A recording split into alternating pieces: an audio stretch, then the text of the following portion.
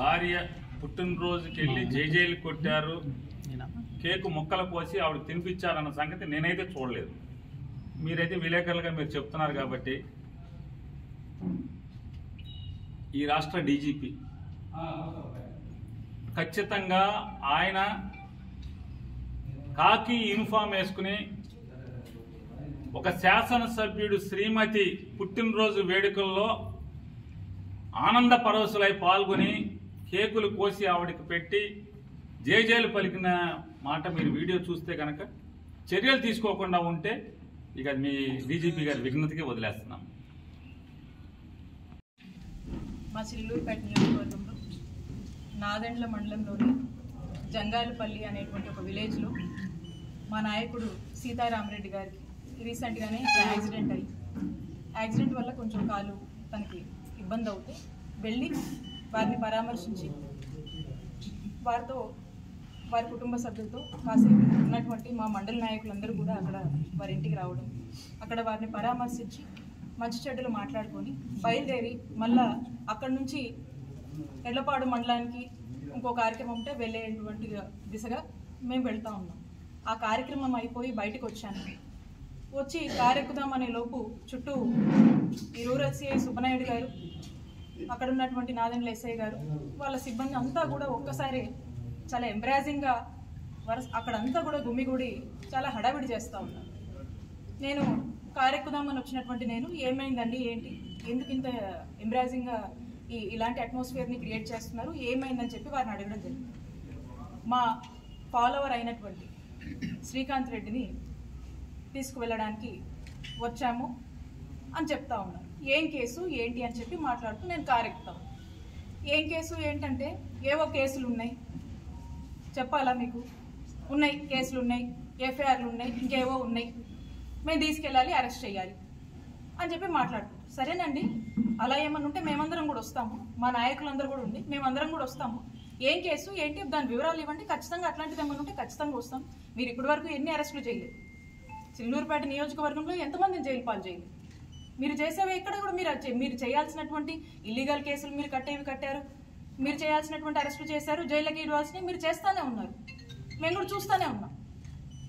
ఈ రోజున స్పెసిఫిక్గా ఏంటండి కారణం ఏంటి, ఏం ఎఫ్ఐఆర్ ఉంది, దేని తాలూకా అని మేము డీటెయిల్స్ ఇవ్వండి, ఖచ్చితంగా మేము సహకరిస్తామని మాట్లాడుతుంటే సుబ్బనాయుడు గారు తను ఒక సిఐ అనేది కూడా పక్కన పెట్టి ఒక టీడీపీ కార్యకర్త మాదిరి ఏ విధంగా కూడా అక్కడ ఒక మహిళనని, ఒక మహిళా మంత్రిగా పనిచేశాను గతంలో అని, ఇక్కడ శాసనసభ్యురాలుగా కూడా పనిచేశాను అనేటువంటి విషయాన్ని పూర్తిగా కూడా పక్కన పెట్టి నన్నే థ్రెటనింగ్ చేస్తూ ఆఖరికి ఏ విధంగా కూడా తను మీరందరూ కూడా చూశారు, ఆ వీడియో అందరూ చూశారు, ఏ విధంగా మీదకి వచ్చి నా కారు దగ్గర నేను ఉంచున్నా, నా కారు నేను ఎక్కుతుంటే నా సీట్లో ఉంచి తను నన్ను అక్కడి నుంచి అసలు ఏం పదాలు వాడాలో కూడా మనకు అర్థం కావట్లేదు.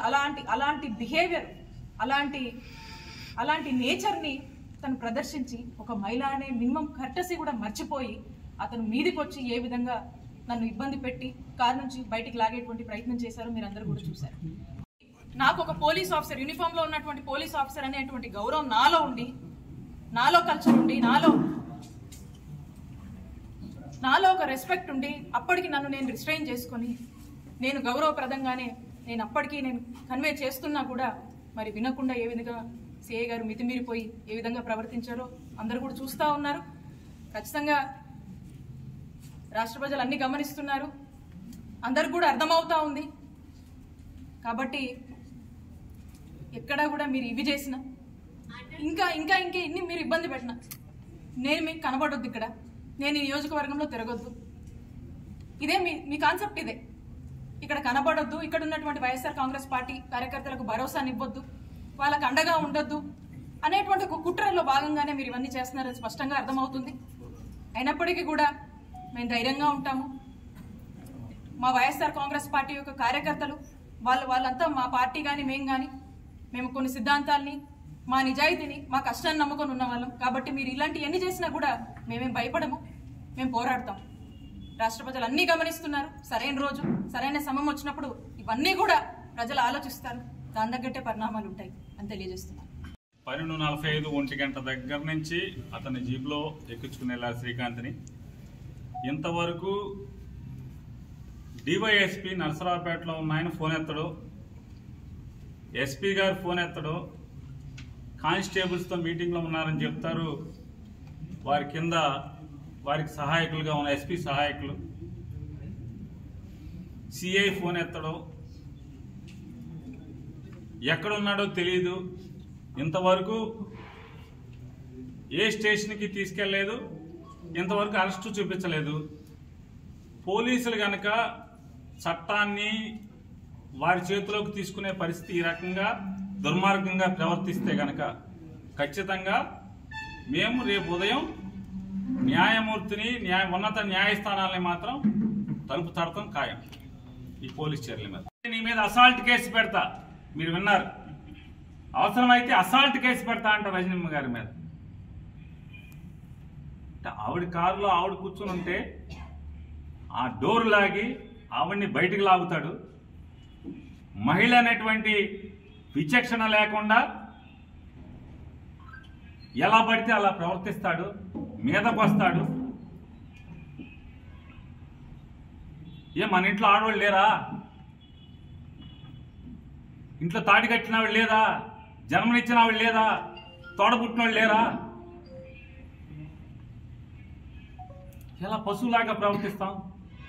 చట్టం నీ ఇష్టం, ముద్దాయిలను అరెస్ట్ చేసుకుంటావు. ఒక శ్రీకాంత్ రెడ్డిని కాకపోతే మా పార్టీలో ఉన్న లక్షల మందిని వేసుకుంటారు. మేము రెడీగా ఉన్నామని చెప్తున్నాం కదా 10 సంవత్సరం నుంచి. మీ ఇష్టం వచ్చినండి, మీ ఇష్టం, మీ చేతనైంది మీరు చేసుకో. మీకు అధికారం ఇచ్చారు ప్రజలు కదా, మీకు అధికారం ప్రజలు ఏ మాట చెప్పారో ఆ మాటని నెరవేర్చలేరు, ప్రజలకు మంచి చేయలేరు, ఊళ్ళు బాగు చేయలేరు. ఏం చేస్తారే అంటే వైఎస్ఆర్ కాంగ్రెస్ పార్టీ వాళ్ళని అరెస్ట్ చేస్తారు, చేసుకోండి, మేము రెడీ అంటున్నాం. కానీ పారిపోయేవాడు ఎవడున్నాడు? వైఎస్ఆర్ కాంగ్రెస్ పార్టీ కార్యకర్త జెండా మోసేవాడు నువ్వు కేసు పెడతా అంటే పారిపోయేవాడు ఎవడు? స్టేషన్కి ఎదురొస్తామని చెప్తున్నాం కదా.